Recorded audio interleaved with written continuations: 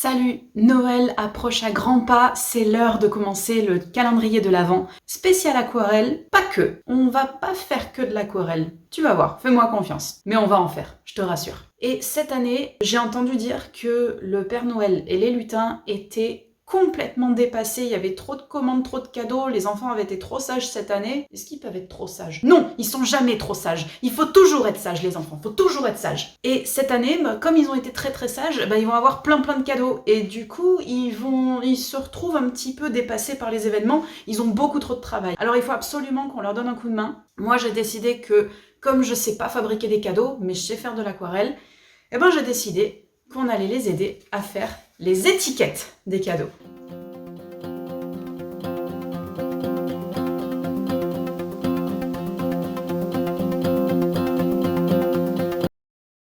Alors pour ce tuto, je prends une feuille A4 complète. Moi je l'ai prise en format paysage, mais tu peux la prendre en orientation portrait si tu le souhaites. J'ai mouillé mes pigments et puis j'attaque directement avec des lignes. Ça devrait te rappeler quelque chose. Voilà. Je l'ai fait certaines lignes plus épaisses, d'autres plus fines, tu vas voir.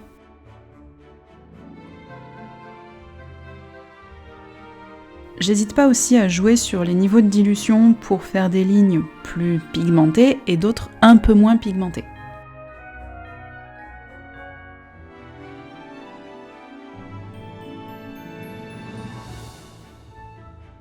Je change de couleur, j'utilise mon verre de vessie.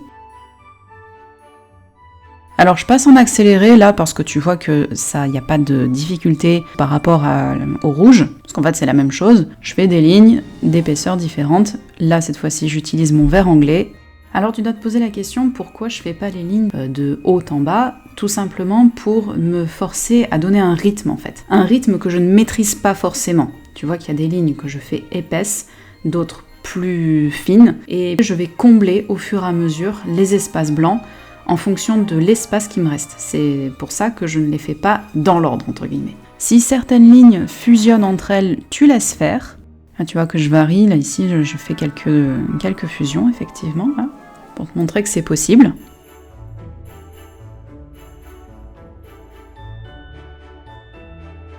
Puis je repasse en accéléré pour te montrer la suite.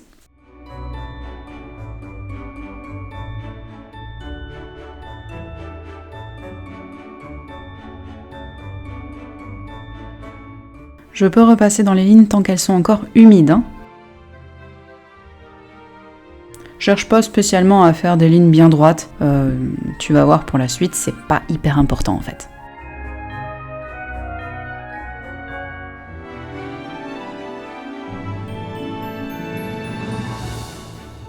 J'ai séché mon support et maintenant je prends mon plus beau doré. Donc là c'est ma petite palette, une petite palette Paul Rubens en aquarelle métallique. J'imbibe bien mon pinceau de ce doré. Et puis ce geste-là, tu le connais, on va faire des éclaboussures. Et tu mets des éclaboussures un peu partout sur ta feuille.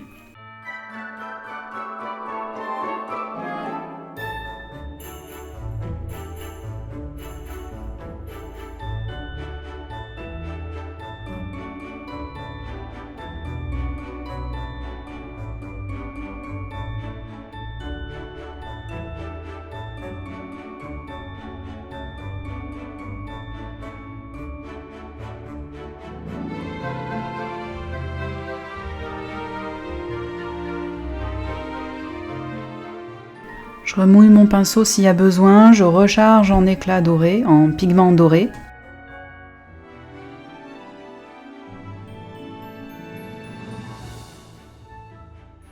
Une fois que c'est à nouveau bien sec, là je vais couper des bandes avec mon massicot. Donc là ce sont des bandes d'environ 3,5 cm de large, mais toi tu fais en fonction de ton matériel. Tu vas comprendre plus tard pourquoi. Ces bandes-là, je les coupe de moitié.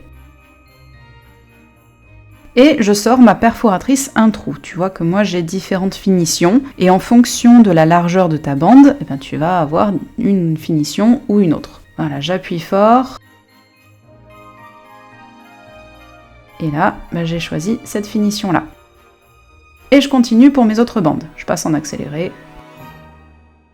Je fais des trous, des petits trous, toujours des petits trous. Voilà, mes petites étiquettes sont presque prêtes. Et puis maintenant, je vais te montrer de la fausse calligraphie. Alors, pour la fausse calligraphie, je prends mon plus beau stylo et je prends ma plus belle écriture et je vais écrire un prénom au hasard. Hein. C'est tout à fait au hasard, celui-ci. Et tu vois que j'essaye plutôt une écriture cursive. Alors après, chacun, on a des écritures différentes. Toi, ta plus belle écriture, ce sera peut-être pas forcément celle-ci.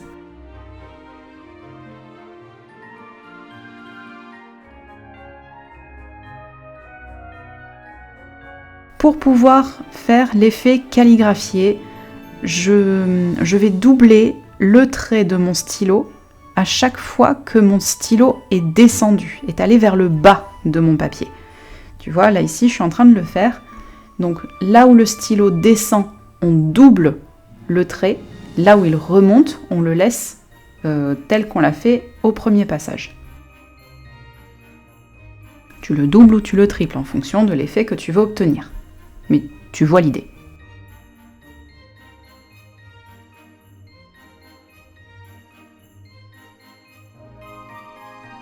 Voilà de plus près.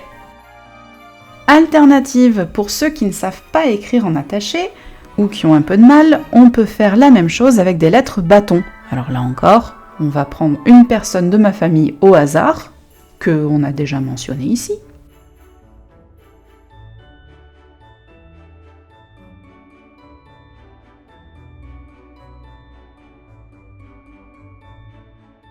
Même logique, on va doubler les traits là où le stylo est descendu, histoire de rajouter un petit peu de style à cette écriture.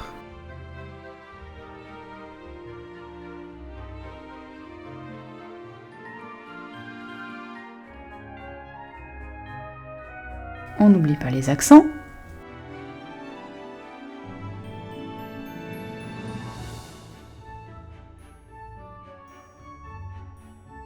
Donc après, toi, tu feras en fonction de ce que tu as envie de faire en calligraphie, c'est-à-dire que si tu préfères la version un peu plus complexe ou si tu préfères la version plus simple. Et voilà de plus près. Pas mal ça aussi. On compare les deux. Pour les petites ficelles, je prends de la petite ficelle, justement, je fais une boucle et je coupe. Je passe la boucle dans le trou de mon étiquette. Et ensuite, je repasse les extrémités de ma ficelle dans la boucle. Je serre. Et je recommence pour toutes mes étiquettes. Donc, je passe en accéléré.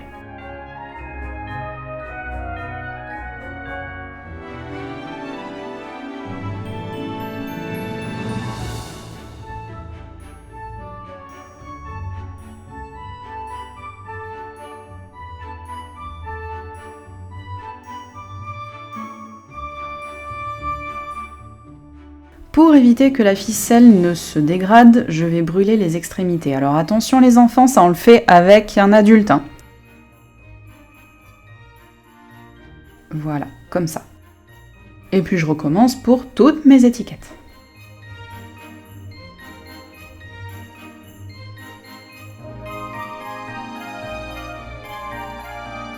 On n'oublie pas de souffler la bougie. Et voilà mes étiquettes. Alors qu'est-ce que tu as pensé de ce petit atelier? Tu vois, il n'est pas super compliqué, on a repris l'aquarelle en douceur pour ceux qui avaient arrêté l'aquarelle entre-temps, et comme ça, tu es sûr de ne pas rater en fait. Là, il n'y a pas de j'ai réussi, j'ai pas réussi. C'est juste une petite remise en jambe, et en même temps de fabriquer un petit outil, un petit quelque chose qu'on va envoyer dans la maison du Père Noël pour qu'il puisse mettre les étiquettes sur ses cadeaux. Parce que d'habitude, c'est lui qui fabrique ça. On est d'accord? C'est lui et les lutins qui fabriquent ça. Et ça, au moins, je me dis que au moins, ça, ils n'auront pas à le faire. C'est un petit coup de pouce. Je suis sûre que ça leur fera plaisir. Ça et le petit verre de lait avec le gâteau le soir où il va passer. Je pense que c'est important aussi d'être gentil avec le Père Noël. Alors, comme je te disais, soit la version facile, soit la version un petit peu plus complexe, en fonction de qui c'est qui fait les étiquettes et qui c'est qui écrit dessus. Sache aussi que si tu veux écrire derrière, il y a moyen aussi, il n'y a pas de problème en fait. Moi je l'ai écrit là ici, mais bon, si tu veux l'écrire de l'autre côté, écris de l'autre côté. J'espère que cette vidéo t'a plu, j'espère que ce concept te plaît. Dis-moi en commentaire si ça te plaît, et dis-moi également en commentaire quelle couleur t'as utilisé. C'est vrai que moi j'ai utilisé des couleurs très classiques pour Noël pour ce coup-là. J'aurais pu utiliser des couleurs un petit peu plus créatives, mais là j'avais envie de démarrer tranquillement en douceur avec des couleurs notamment que tu peux avoir, et tu vois qu'on n'a pas non plus fait des mélanges hyper compliqués. Ça va. En tout cas, je suis ravie de te retrouver pour ces vidéos quotidiennes. Ça m'avait manqué à moi aussi. Et je te dis à demain pour un nouveau tuto. Salut!